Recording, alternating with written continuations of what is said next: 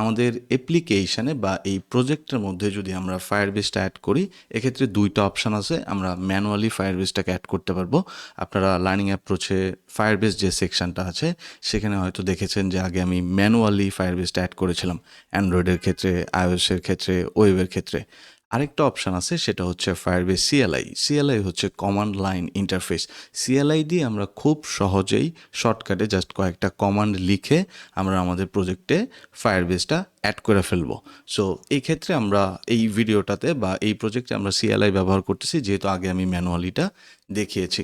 আমি যদি একটু ক্রোমে আসি, এইখানে বেশ কয়েকটা ট্যাব আমি ওপেন করে রেখেছি, যেমন ফায়ারবেস সিএলআই এর যে ডকুমেন্টেশনটা, তারপর আমাদের ফ্লাটার ফায়ারে যদি আপনি যান, ফ্লাটারের যে ডকুমেন্টেশনটা, আমরা অনেক সময় আমাদের কাজ করতে গিয়ে ডকুমেন্টেশন চেক করতে হয়।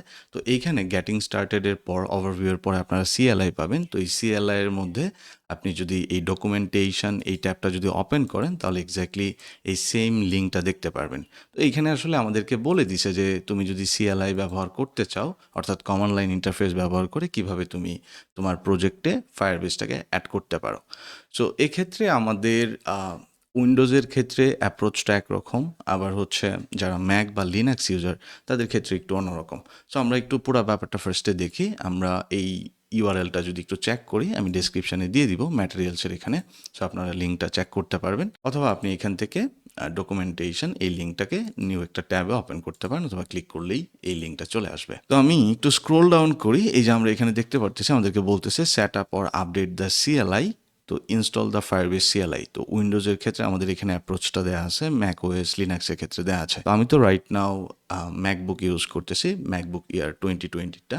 সো আমি ম্যাকবুকের অ্যাপ্রোচটা ফলো করব। আপনারা উইন্ডোজের আমি ইনস্ট্রাকশনগুলো দেখাই দিচ্ছি, সেগুলো আপনারা সেভাবে জাস্ট ফলো করলেই হয়ে যাবে। তো উইন্ডোজের ক্ষেত্রে আপনাদেরকে শর্টকাট আরেকটা কাজ করতে হবে, সেটা হচ্ছে এনপিএমটা ইনস্টল করতে হবে, নোটটা ইনস্টল করতে হবে। নোটটা যদি আপনি ইনস্টল করেন, তাহলে এনপিএম এর কমান্ডগুলো আপনি লিখতে পারবেন। কারণ এইখানে যখন আপনি আসবেন, আসার পরে আপনি দেখতে পারতেছেন যে এখানে দুইটা ওয়ে আছে।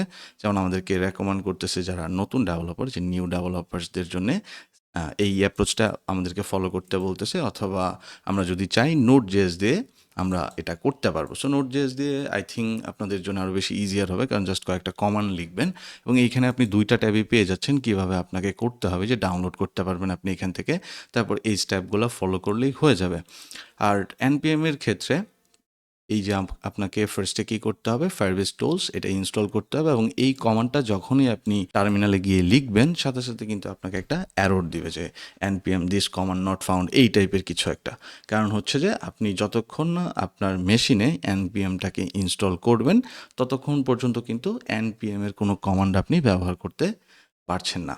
সো আপনি ফার্স্টে এনপিএমটা ইনস্টল করে নেবেন। ইনস্টল করার পরে এই কমান্ডটা লিখলেই ফায়ারবেস টুলসটা, ফায়ারবেস যে টুলসগুলো আছে সবগুলা ডিপেন্ডেন্সি অ্যাড হয়ে যাবে, বা এই এনপিএম রিলেটেড সবগুলা কমান্ড আপনি নিয়ে কাজ করতে পারবেন।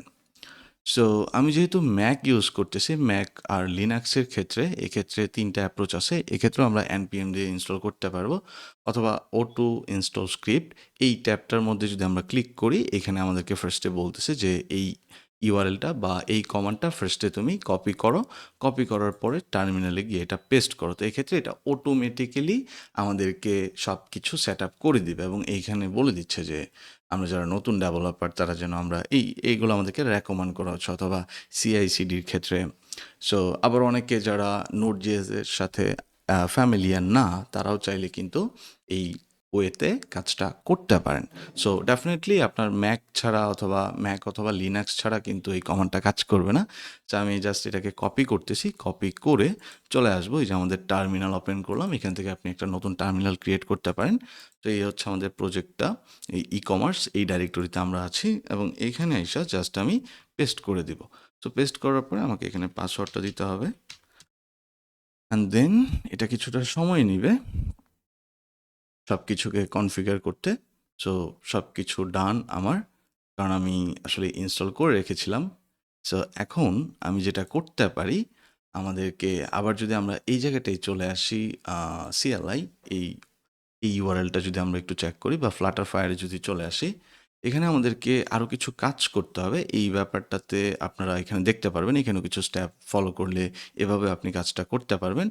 বাট এই কাজগুলো দেখানোর আগে আমি একটু আবার ভিএস কোডে চলে আসব। তো আমাদের ফায়ারবেসটা যেটা আমরা ইউজ করতেছি, ফার্স্টে আমাদেরকে দেখতে হবে যে আসলে আমরা ফায়ারবেসে আমরা কি লগ ইন করেছি না করি নাই। সো এক্ষেত্রে আমরা যেটা করতে পারি, Firebase log in. So Firebase log in আমি যখন লিখলাম এই কমান্ডটা, সো আমাকে দেখাচ্ছে অলরেডি লগড ইন অ্যাজ, এই যে আমার জিমেইলটা এটাতে আমি লগ ইন করে রেখেছি। তো যদি আমরা অ্যাকাউন্টটা চেঞ্জ করতে চাই সেক্ষেত্রে ফার্স্টে আমাদেরকে ফায়ারবেস লগ আউট দিয়ে আমাদেরকে লগ আউট করতে হবে। লগ আউট করার পরে যখন আমরা আবার লগ ইনে প্রেস করবো বা আবার লগ ইন করবো বা এই কমান্ডটা লিখবো, তখন আমাদের যদি আমরা ব্রাউজার ইউজ করি, লেটস সে ক্রোম ইউজ করতেছি, তখন এই ক্রোমের মধ্যে আমাদেরকে বলবে আমরা যেন এই জিমেলটার জন্য ফায়ারবেসটা অ্যালাউ করি, তাহলে সাথে সাথে কিন্তু লগ ইন হয়ে যাবে। খুবই সিম্পল স্টেপ।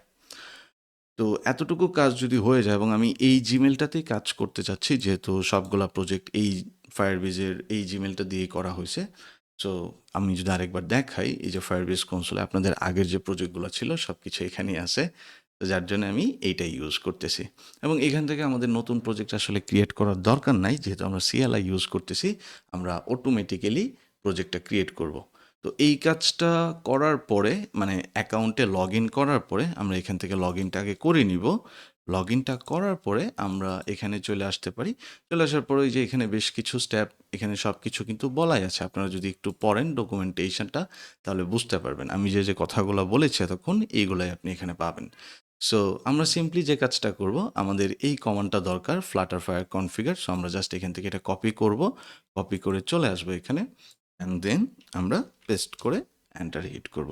তো আমাদেরকে বলতেছে যে আমাদের এই কমান্ডটা কিন্তু পাচ্ছে না। FlutterFire কমান্ডটা না পাওয়ার কারণ হচ্ছে আমরা আমাদের প্রজেক্টে FlutterFire CLI-টাকে অ্যাক্টিভেট করি নাই।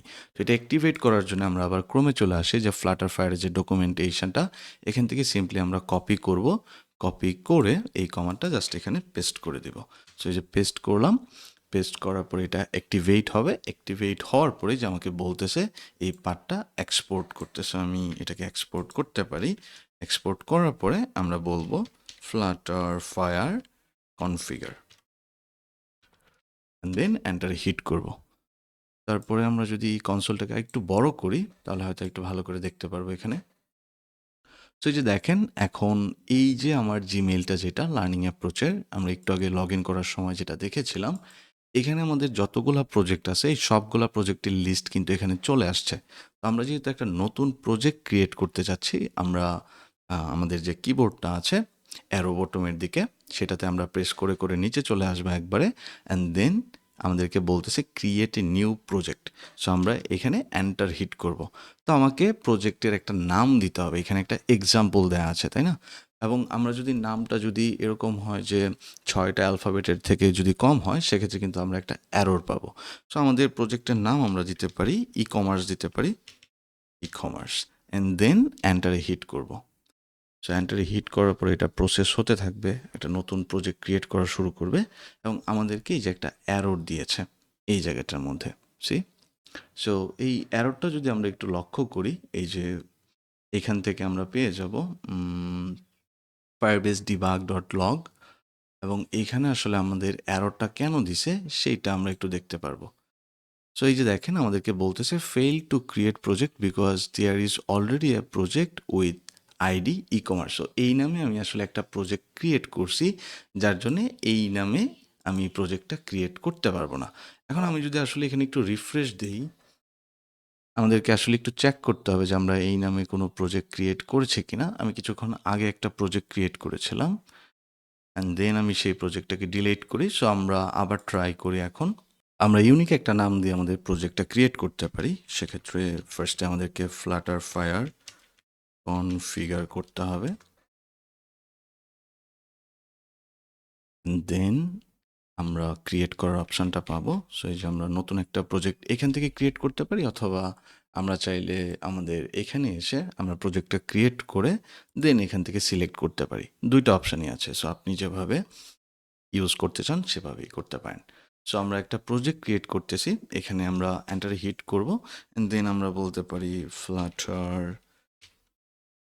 কমার্স, দেন এগেইন এন্টারে হিট করছি। কিছুটা সময় নিবে। সো আমাদেরকে এখন বলতেছে আমরা যে প্রজেক্টটা ক্রিয়েট করলাম ফ্লাটার ই-কমার্স এলে, এটা অবশ্যই ইউনিক হইতে হবে এবং এই প্রজেক্টটা আসলে আমরা কোন কোন প্ল্যাটফর্মের জন্যে কনফিগার করতে যাচ্ছি। তো ইনিশিয়ালি এখানে অ্যান্ড্রয়েড, আইওএস, ম্যাক ওএস, ওয়েবের জন্য কিন্তু সেট আপ করাই আছে বা সিলেক্টেড অবস্থায় আছে। তো আমরা যদি চাই কোনোটাকে আনসিলেক্ট করতে, সো লেটস সে আমরা ওয়েবটা চাচ্ছি না, ম্যাকটা চাচ্ছি না, ম্যাক ওএসটাও চাচ্ছি না, জাস্ট অ্যান্ড্রয়েড আর আইওএস চাচ্ছি, তো এক্ষেত্রে এই দুইটাকে সিলেক্ট করে আমরা এন্টারে হিট করতে পারি। সো আমরা রেজিস্টার করতেছি, ফার্স্টে অ্যান্ড্রয়েডের জন্য রেজিস্টার করতেছি, তারপরে আমরা আইওএসের জন্য রেজিস্টার করব। তারপরে আসলে আমাদের আরও কিছু কাজ আছে, ছোট ছোট কাজ, সেগুলো করে ফেললে আমাদের প্রজেক্টের জন্য ফায়ারবেসটা কনফিগার হয়ে যাবে অ্যান্ড্রয়েড এবং আইওএসের জন্য। তো আপনারা হয়তো যখন কাজ করতে যাবেন, কাজ করার সময় দেখবেন যে আরও হয়তো নতুন নতুন কিছু এরর আসতে পারে। সো সেগুলো নিয়ে আসলে ঘাবড়ানোর কিছু নাই। এররগুলো আসলেই সেগুলোকে গুগলে গিয়ে সার্চ করবেন, স্ট্যাক ওভারফ্লো অথবা গিটহাবে গেলেই সেগুলোর সলিউশন কিন্তু পেয়ে যাবেন। তো এইখানে আমাদেরকে দেখেন কি বলতেছে, the files Android build Gradle and Android app build.gradle will be updated to apply Firebase configuration and Gradle build plugins। তো এখানে তো বেশ কিছু কাজ আমাদেরকে ম্যানুয়ালি যখন আমরা করি তখন তো করতে হয়, তাই না? তো এখন এখানে অটোমেটিক্যালি আপডেটটা হয়ে যাবে যদি আমরা ইয়েস করি। সো আমরা ইয়েস করতে চাচ্ছি এবং আমাদের সব কিছু এখন জেনারেট হয়ে গেছে, কনফিগারেশন কমপ্লিট হয়ে গেছে। এই যে আমরা এখানে ফায়ারবেস অ্যাপ আইডিটা দেখতে পাচ্ছি, এটা হচ্ছে অ্যান্ড্রয়েডের জন্য, আর এখানে আইওএসের জন্য।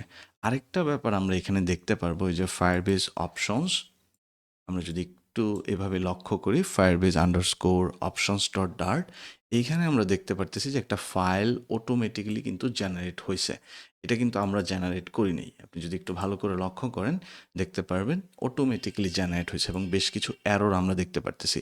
তো এই এররের কারণ হচ্ছে আমরা যখন এই ফায়ারবেসে কোনো প্রোডাক্ট ব্যবহার করতে যাব বা ফায়ারবেসটা ব্যবহার করতে যাব, অবশ্যই আমাদেরকে ফায়ারবেস কোর এই প্যাকেজটা বা ডিপেন্ডেন্সিটা আমাদেরকে ব্যবহার করতে হবে।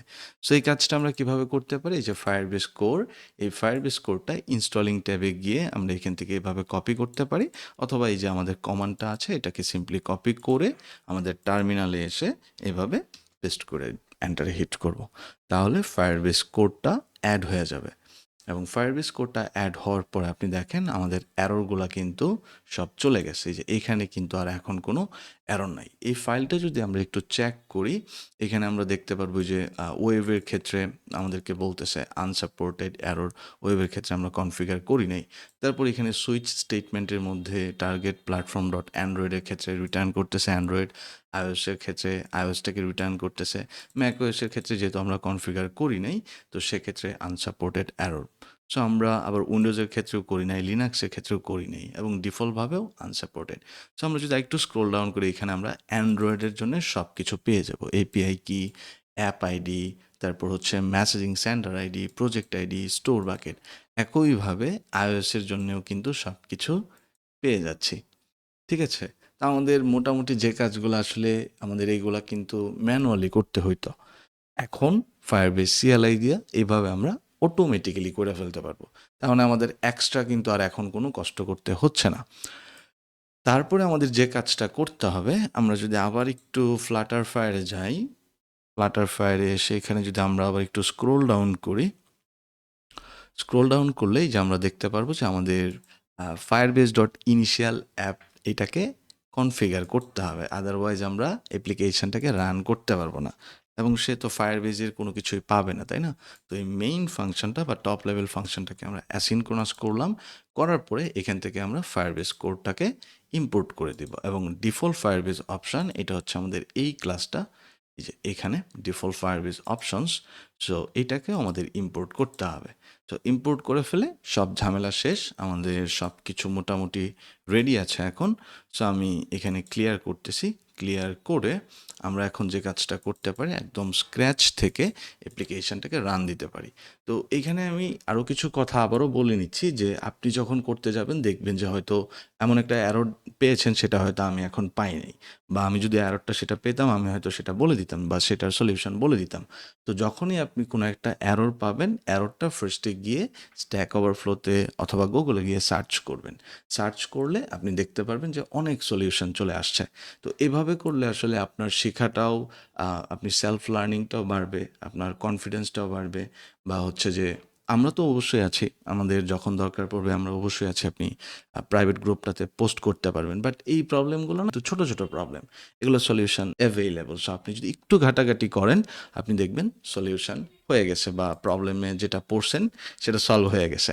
সো এখন আমরা যে কাজটা করতে পারি সেটা হচ্ছে আমাদের এই প্রজেক্টটাকে রান করতে পারি, এবং রান করার সময় আমরা অনেক সময় দেখব যে হয়তো আমাদেরকে অ্যারর দিতে পারে, আমরা সেগুলো হয়তো দেখব এবং সেগুলোকে কীভাবে সলভ করতে হয় সেটাও আমরা দেখব। যদি কোনো অ্যারর দেয়, অনেক সময় পড ইনস্টল টাইপের ব্যাপার স্যাপার থাকে, তো সেইগুলোকেও আসলে আমাদের গোছাইতে হবে। এখন আরেকটা ব্যাপার আমরা এখানে লক্ষ্য করতে পারি, আমরা ম্যানুয়ালি যখন ফায়ারবেসটাকে অ্যাড করতাম, অ্যাড করার সময় আমরা অ্যাপে গিয়ে এখানে কিন্তু যে গুগল সার্ভিসেস ডট জেসন এই ফাইলটা কিন্তু ওপেন করতাম, যেটা হচ্ছে আমার প্রজেক্টের প্যাকেজ নেমটা আর কি। So com dot example dot e commerce. তো এইভাবে কিন্তু আগে আমার ম্যানুয়ালি করতে হতো। একইভাবে আমি যদি আইওএসের মধ্যে একটু যাই, আইওএস থেকে রানার অ্যান্ড দেন আমরা এই যে Google services info dot playlist, এটা কিন্তু নতুন অ্যাড হয়েছে এই ফাইলটা। সো এটাতে যদি আমি একটু ক্লিক করি, যে আমরা এগুলা কিন্তু ম্যানুয়ালভাবে আমাদেরকে করতে হইতো। আমরা যারা ভিডিওগুলো দেখেছি ফায়ারবেস সেকশনের লার্নিং অ্যাপ্রোচ, আপনারা যারা দেখেছেন সেখানে কিন্তু আমরা ম্যানুয়ালি সব কিছু করতাম। বাট এখন কিন্তু আমাদের আর ম্যানুয়ালি কিছু করতে হচ্ছে না। সো এটাই হচ্ছে আসলে কমন লাইন ইন্টারফেসের সুবিধা।